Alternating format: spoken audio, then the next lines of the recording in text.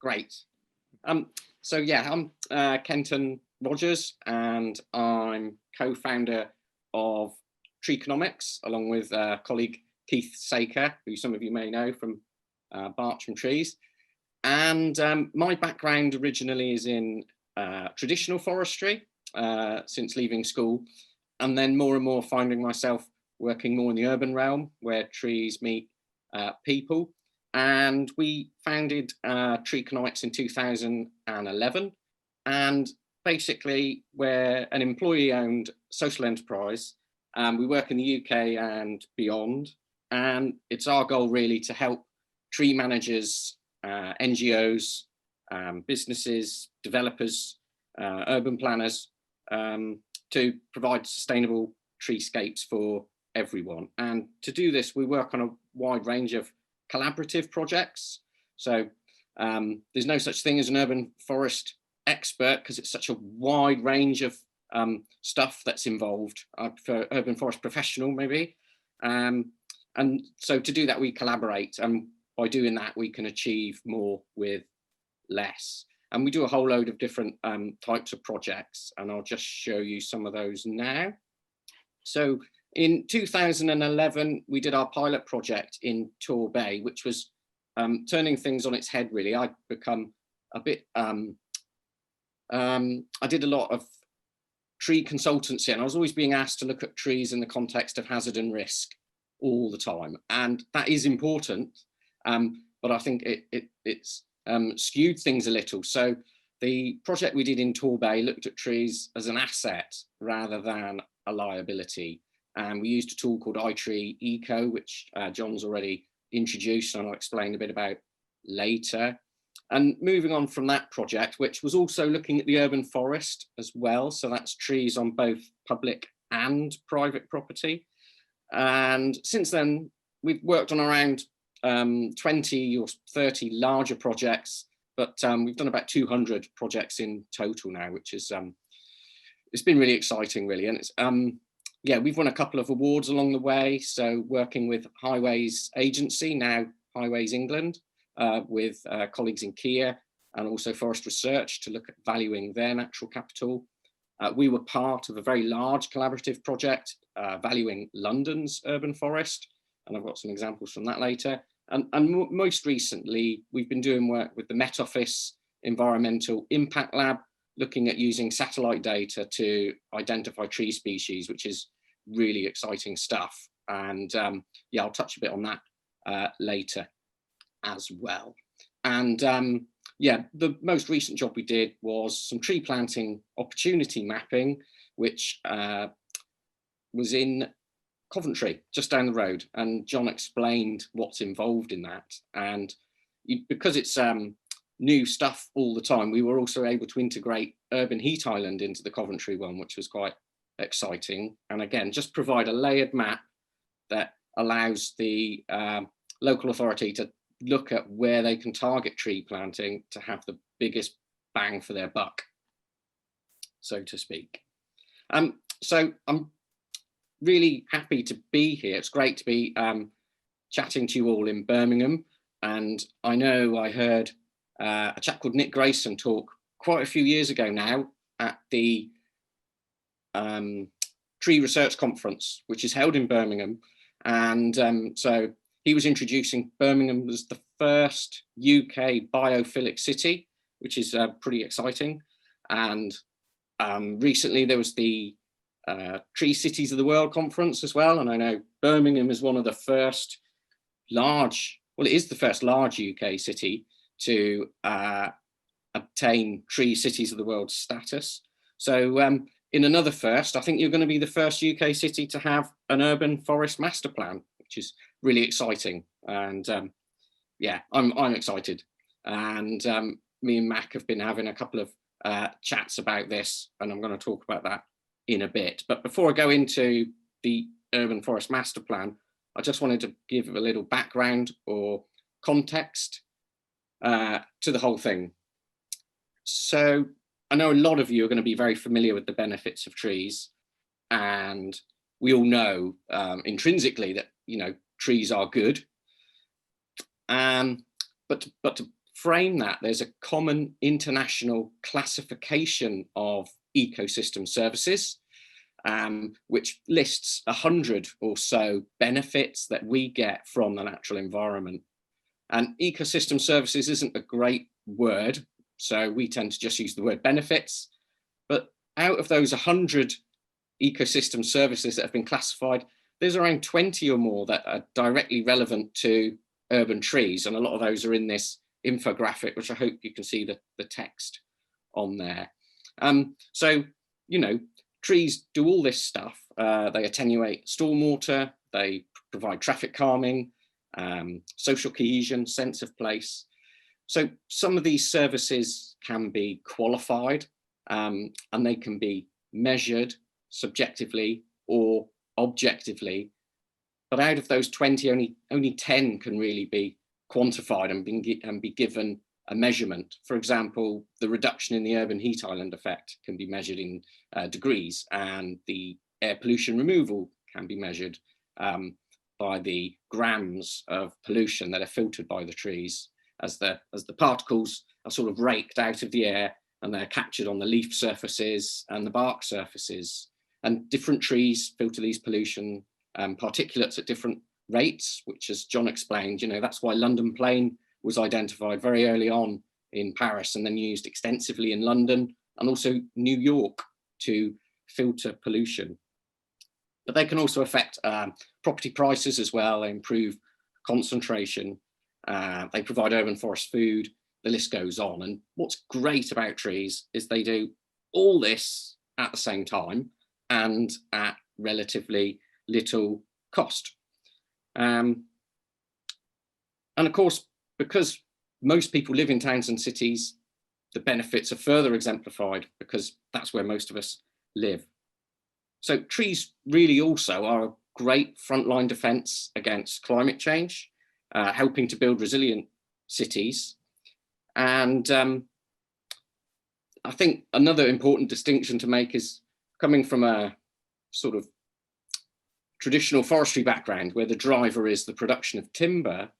Urban forestry can be done in the same way, but we're really looking at the provision of benefits rather than, say, timber production. Although, of course, there's nothing to, you know, urban forest can still produce timber.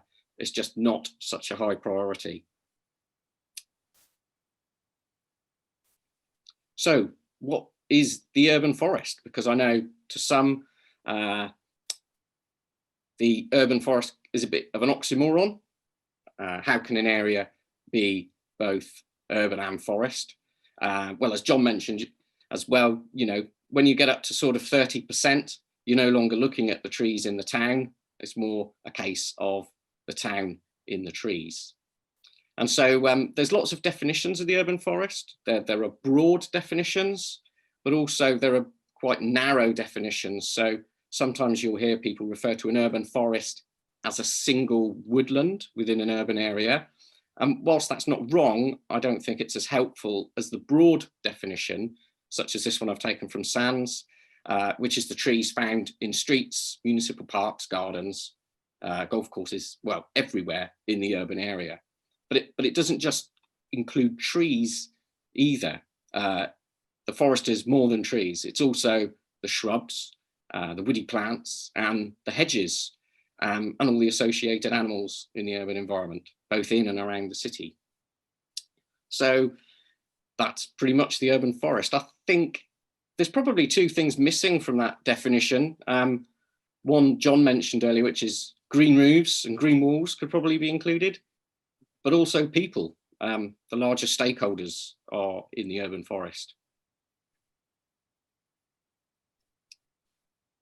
So trees are a benefit, the urban forest is important, but there's still a challenge here. And although in London, as an example, London has actually slowly been increasing its tree canopy cover since the Victorian era. That may have tailed off now, but urban forests essentially are an overlooked and undervalued resource. And as a result, we're losing them at an alarming rate. 36 million urban trees are lost every single year in the US alone. And that's data from the USDA Forest Service. Just to put that into perspective, there's only 8 million trees in the entirety of Greater London's urban forest. And this is at a time when more and more people are living in urban areas. Currently, over 50% of the global population are urbanised, but actually in the UK, it's well over 80% are living in towns and cities. And that's projected to rise in 2050 to 70% of the global population will be living in these urban areas. And bear in mind that 2/3 of that fabric where people are going to live hasn't even been built yet. So it's really important we get trees integrated into the places which we're going to live. But unfortunately, 67% of urban forests in the UK have no proactive management whatsoever. And that's a great shame. And it really does come back to this point that, you know, they're overlooked and undervalued. We're not valuing this resource. And because of that, we can end up with scenes like this, which is all too common. This is down from my neck of the woods. But this is the kind of thing we can end up with, where at the end of a project, the developer says, well, there's not enough money to plant the trees properly, if at all. And actually, you know, that needs turning right on its head. Actually, you can't afford not to plant the trees properly. Trees should be right at the forefront of any design. So it's a shame when it comes to this. You know, these are trees that aren't going to be providing any benefit at all.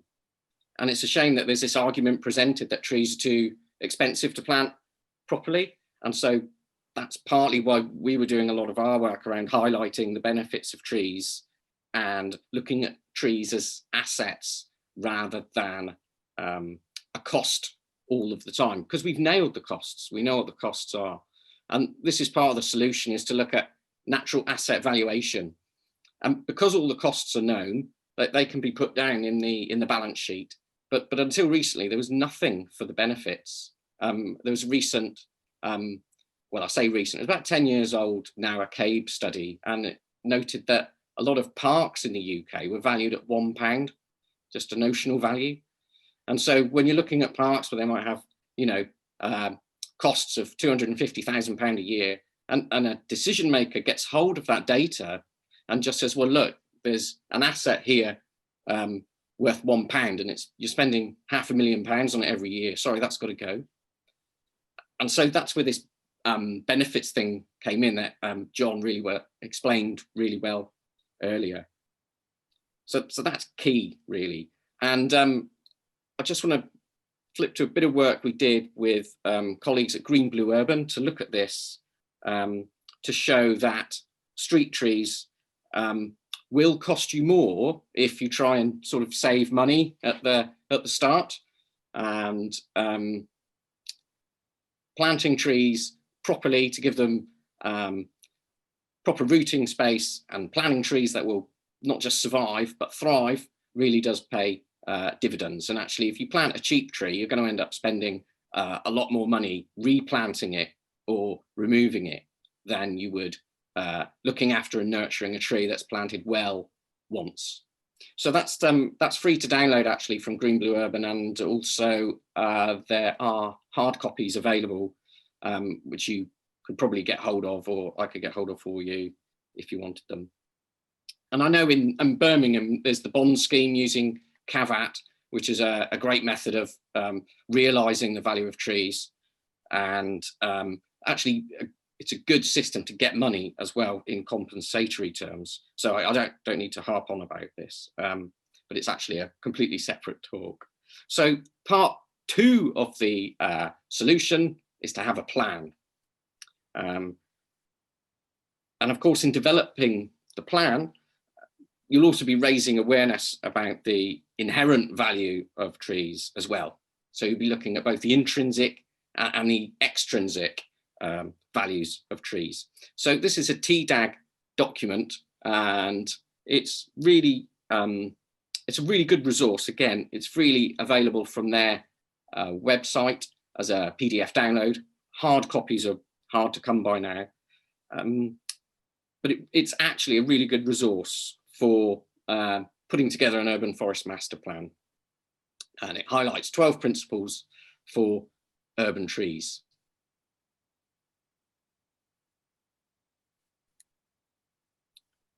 So what is an urban forest master plan? Well, an urban forest master plan, it's going to give you that detailed information, or it's going to provide a resource to collate all the detailed information that, a lot of this information will probably already exist, but also then look at recommendations and the resources needed to effectively and proactively both manage and grow your trees, your tree canopy in a sustainable way, really, rather than, for example, looking at tree numbers, because that's really great for politicians. We're going to plant X number of trees, but actually you've got to look at the canopy as well, because that's the important thing. It's the tree canopies that drive benefits, rather than solely focusing on the numbers of trees planted. But the other thing about an urban forest master plan is it provides a shared vision for engagement and to inspire all the stakeholders in the care and protection of trees.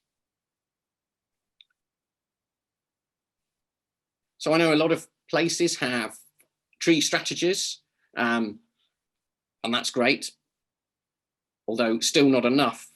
So that in earlier data on 67% of places that don't have proactive tree management, it essentially comes down to the fact they don't have a tree strategy.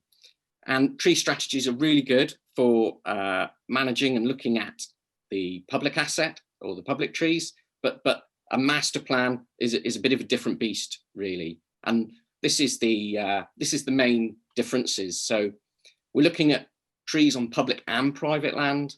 It's going to be engaging all stakeholders of the urban forest. It needs that shared vision rather than a top-down proactive maintenance approach. And they take a lot longer to put together because of all those stakeholders.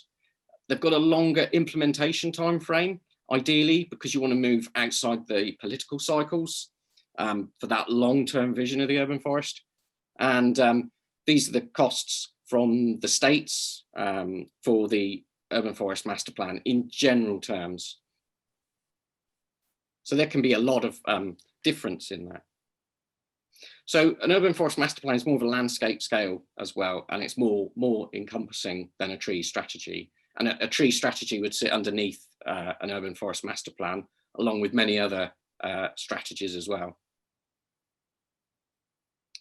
So me and Mac were having discussions before this about the master plan. Is it a destination, or is it a roadmap, or is it both? And the way I like to think of it is as a continuum. It's something that doesn't really have a beginning, as we see from John's slides. You can go right the way back and trace how the treescape has been developing. And then it's not going to have an end either, because there's this feedback loop that's going to need, you're going to need to go back and monitor how you're doing and tweak the plan. So given all the size and its scope, and the fact you're going to be the first in the UK to be doing this, where you're going to start, because it might seem a bit mind-blowing. And this is where the continuum comes in as well, because actually you've recently in the process of setting up your tree board, there's some funding and ordinance already there. There's this dedicated commitment from yourselves. I know there's tree inventories in various parts of Birmingham as well. So it's not like you're starting from scratch, and that's why there's this continuum approach. But because there's so much to it all, how are you going to sort of sell this to other people outside? And that's where the shared vision comes in, really. And where are you going to start? As John explained, what do you have? What have you got? And then what do you want? And then the difference between those two should help inform how you're going to get there.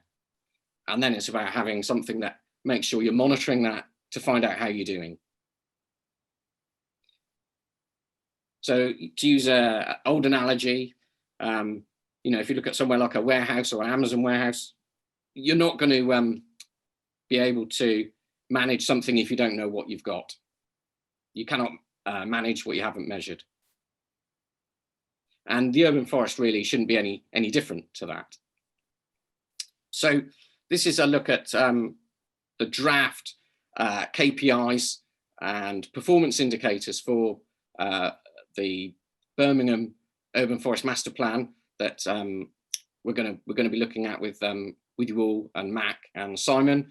And these are all draft, and these are all there's more that have already been added. They're in orange there.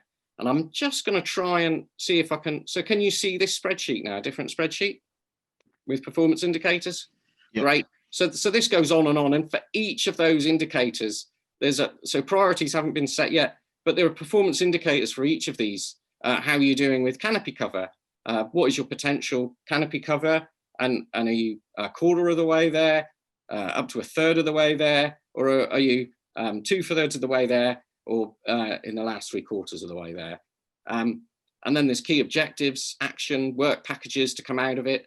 Like I say, because no one single organisation is going to be able to deliver all of this stuff, and it's not going to happen all at once. So it's going to need prioritising, it's going to need funding, and but this is the sort of thing that we're going to be working through all those criteria, and probably some you're going to be optimal on already. I know a lot of UK places have got really good tree risk assessment protocols, for example.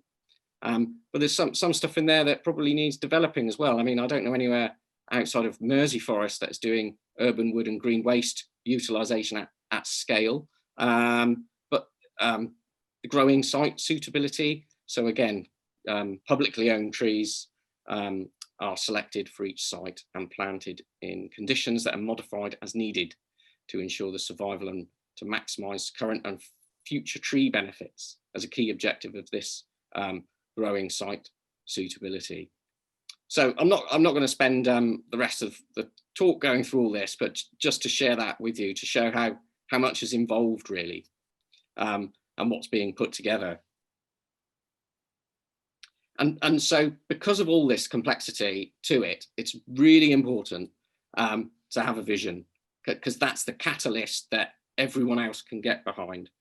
And it's really the single most important thing about an urban forest master plan is getting this catalyst around which all the criteria and the KPIs can hinge, so that you can sell your vision and idea to all the other people that are going to be involved in doing the master plan. And so I've already mentioned quickly Mersey Forest.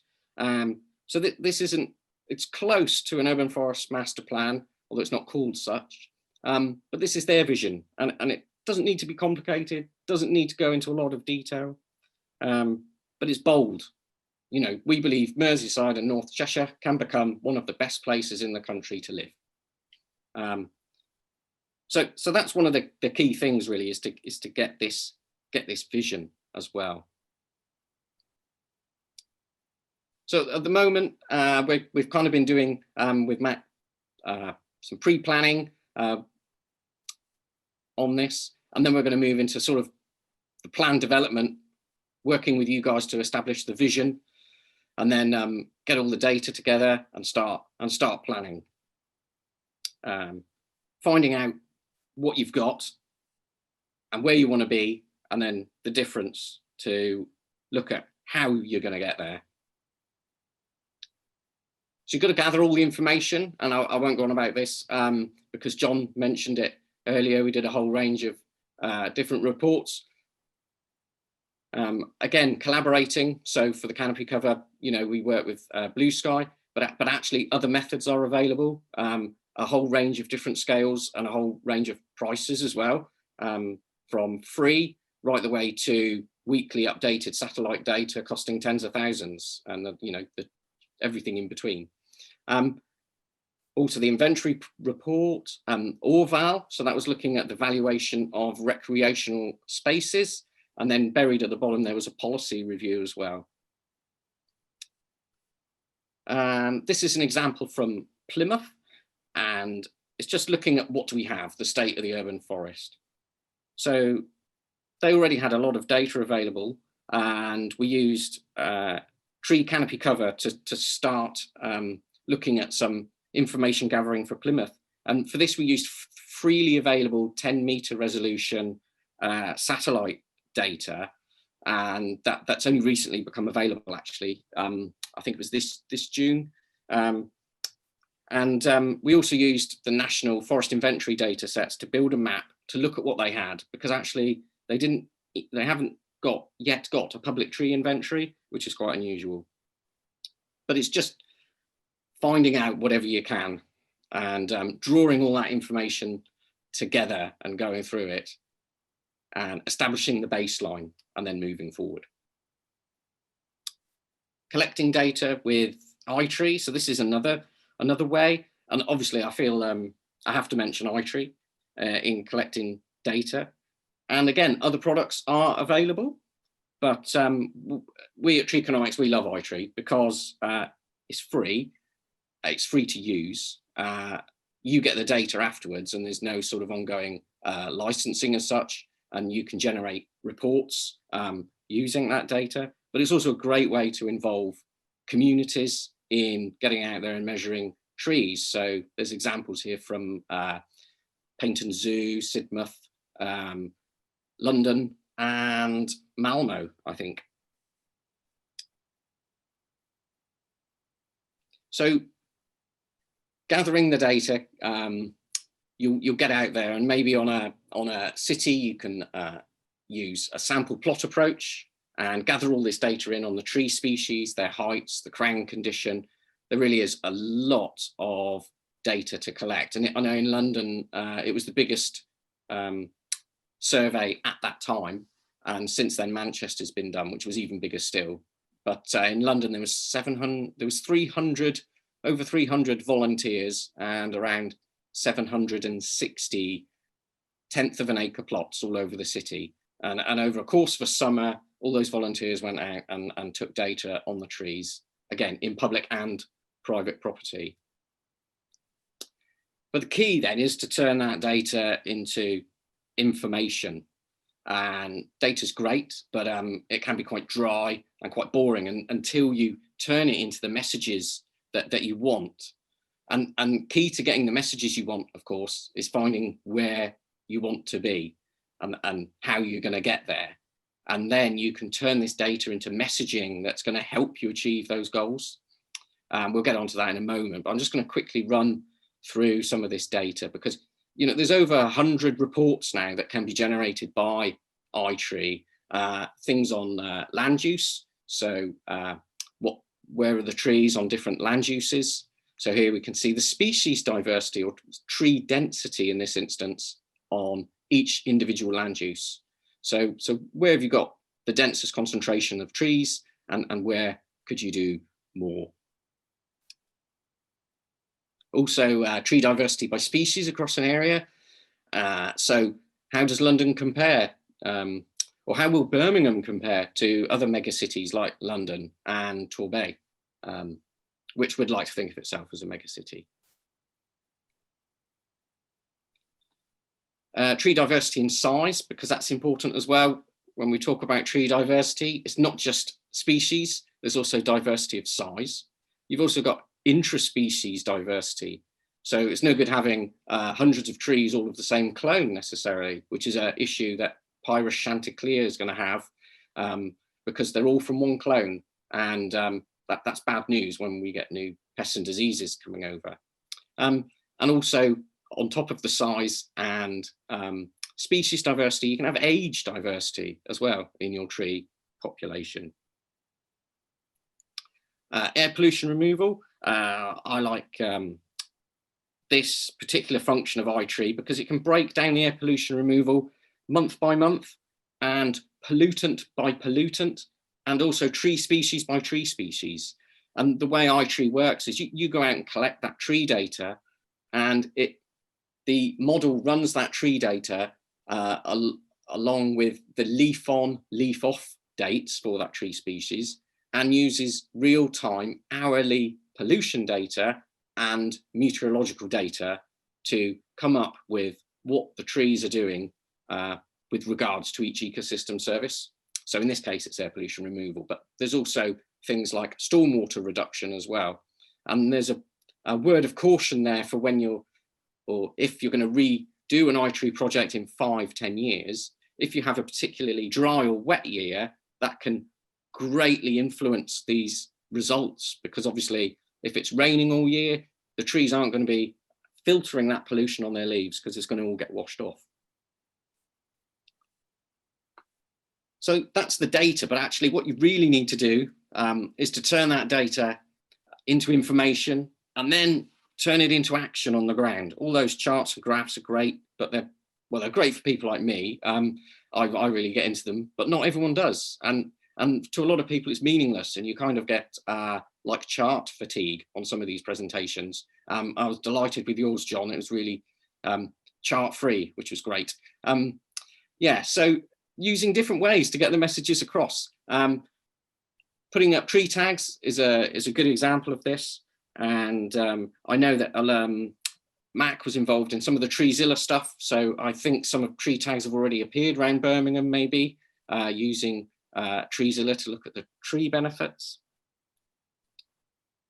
But also going back to policy, because data collection also includes policy. And as John sort of mentioned, it's really important to find those hooks for trees in policy, right the way from the big impact international stuff like the Sustainable Development Goal, all the way through, well, less now, but European, then countrywide, regional, all the way down to the special planning guidance. All that needs looking at, so you can find all the hooks for trees, because once you've measured some of these tree benefits, you can find that trees can actually help meet already existing targets that have been set by local councils on things like health and well-being or air pollution removal.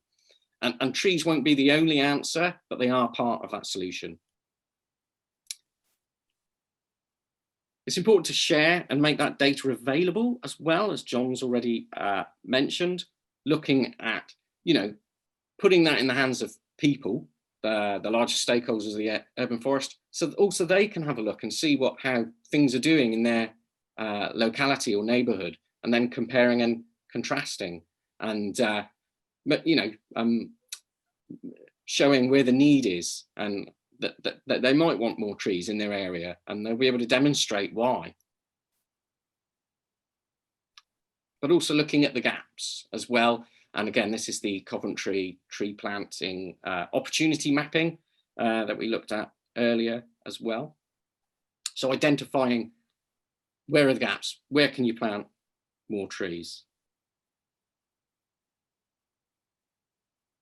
So this is just an example based on the heat island effect, air pollution removal, stormwater, and the index of multiple deprivation. So targeting tree planting where there's high social deprivation, where there's low tree canopy cover, and normally where there's a need for further air pollution removal.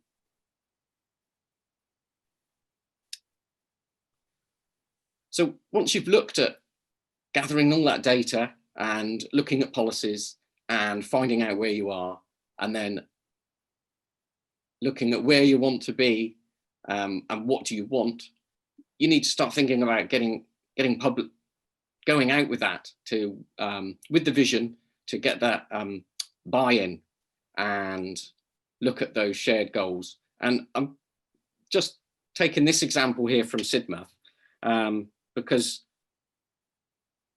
it's important to tell people not only what you want, but why it's important and when it needs to happen. Now, Sidmouth's a small town on the Devon coastline, and although they haven't done an urban forest master plan, they knew what they wanted, and they wanted an arboretum. And they quickly found that they couldn't have an arboretum, A, because they couldn't afford the land to put their arboretum on, and B, because even if they did that, they'd have to wait a long time for the trees to grow. So they came at it from a different angle, and they declared the whole town an arboretum, which I thought was great. And they did a fact-finding mission to find out what they had, and they used iTree Eco to do that. And they then did their public outreach campaign when the results were ready, and they thought about things differently. They didn't commission a report. They commissioned, well, they did lots of different things. They commissioned a town crier. So their headline figures were announced by the town crier going around the town, who was hired. Oh yay, have you heard about the benefits of Sidmouth trees, which I thought was pretty cool. They then did a climate variety show, and they invited me to speak at that, and only for 3 minutes. And I said, well, only for 3 minutes? And they said, well, yeah, you're going to be, it's just 3 minutes because we need to change sets. And I said, well, what's a climate variety show? And they said, well, you're on in between the magician and the band. But I thought that was great, because it took the message about what they wanted to a completely different audience that normally would not have known anything about trees. And it helped them understand that Sidmouth had a civic arboretum that was out there, and they've got tree trails and leaflets, and they can be picked up in the tourist information office. They can be picked up in the doctor's surgery as well. And the arboretum covers public and private property as well, which I thought was great. So some private properties have agreed that people can go and look at their trees. Some ad hoc, some are more, they need to be on a special tree day where they have tree tours and things. So I just wanted to spend a little time talking about that, because I thought some of the stuff they were looking at was really innovative in how they're doing their public outreach campaign.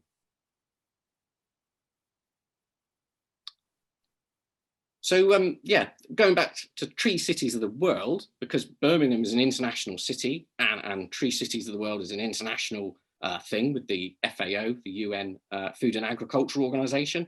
And it was just to, Birmingham already is on the international stage, but it's going to have a world-class urban forest as well. And so, as well as thinking publicly, don't close yourself off to the fact that Birmingham is going to be looked at by other international cities.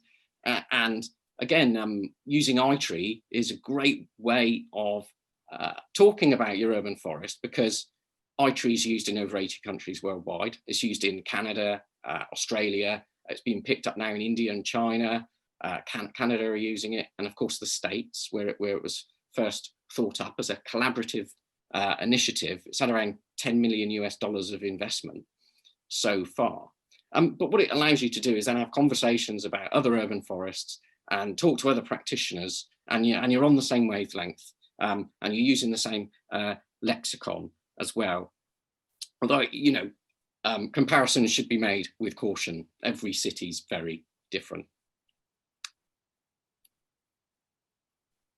So I've borrowed some images here from a colleague, Josh, who does urban forest master plans in the States. And because this is the first one in the UK, we haven't really got anything yet on this, but this is more about the stakeholder engagement, and to think about presenting some facts and new information, and asking for opinions. That's really important. And then hinging those questions around the KPIs and criteria that are going to be developed. So here we can see a list of community noted benefit that trees provide. Rate the importance of the benefit to you. So it's finding out what's important to people where they are. And that might be different in different parts of the city as well.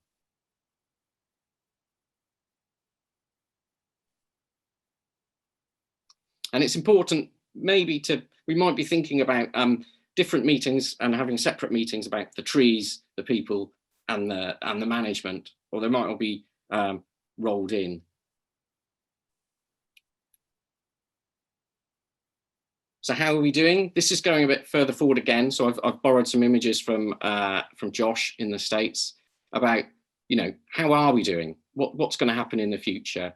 And in Charlotte, they were looking at what's at risk, and the story they wanted to tell was looking ahead. And at the time, they were only planting, only a handful of trees every year, effectively no trees. So they projected that forecast forward in time using iTree to say, well, what is the tree canopy cover going to look like in 2050 if we continue this do nothing approach? And they were able to look at those, generate these figures and say, well, today we've got 47% tree canopy cover, which is actually pretty good. But of course, because of that, maybe they kind of weren't investing as much in new tree planting or tree maintenance, and trees get mature and they die. And of course, there's that continuum of the urban forest. You need to remove some and plant some. But if none are being planted, then they were looking at a 0.25% drop in the air quality, 0.25% drop in carbon storage in the urban forest, and then all of those other associated losses as well. So this was a good story for them to tell, to look at getting funding for their urban forest program. So you can see there's, although the numbers of trees did rise slightly, there was still a 57% change in that. Sorry, the tree numbers dropped dramatically, and there's a 57% rate of change in tree numbers. And then, of course, the associated change with tree canopy cover and all the pollution as well. Looking at that city scope, they then in Charlotte wanted to look at individual development plots as well, because, you know, that, again, 2/3 of the urban fabric yet to be built, development pressure is massive, and what are we losing here? And so they did a little study on the impacts of development on 3 different projects. And again, they were able to use this as evidence to show that something needed to be done. And then with iTree, you can also do alternative planting scenarios and look at, okay, well, what if we plant more trees, and iTree will allow you to choose different tree species, and it will allow you to choose those different tree species at different sizes and plant them at different years. And you can model alternative scenarios using different tree species at different rates over different areas. And you can use this to show what the future could be like if you did, or what levels of tree planting you need to do to meet your canopy cover goals if you have them. We did some work with Highways England, so developing a tool just for them. And this is similar. They can, on a development site, they can choose individual tree species from a drop-down list of around 120 trees. They can choose the size of tree, how many are going to be in the area. So they could use an individual tree or a block of trees. And then what this will do on the fly will project those benefits forward and generate a little report for them.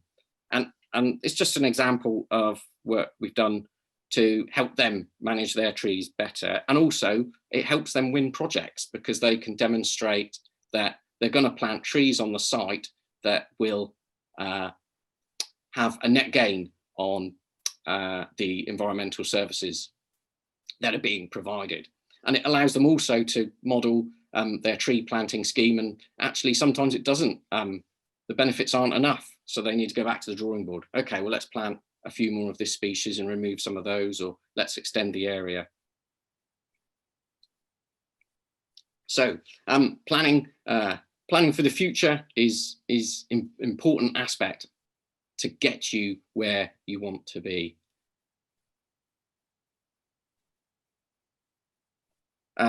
I quite like this slide, and as Niels Bohr, the Danish philosopher, said, and physicist, I think, it's very difficult to make predictions, especially about the future. And so no matter how well you plan, there's going to be hiccups and left hooks and things coming out from left field. And so it's really important, as much as you can, to try and create this resilient and sustainable urban forest. I think that's key to cope with all these blows. I think didn't Birmingham have a couple of tornadoes a while back? Yeah, so, you know, there's big uncertainties with climate change. We just don't know what's going to happen, right?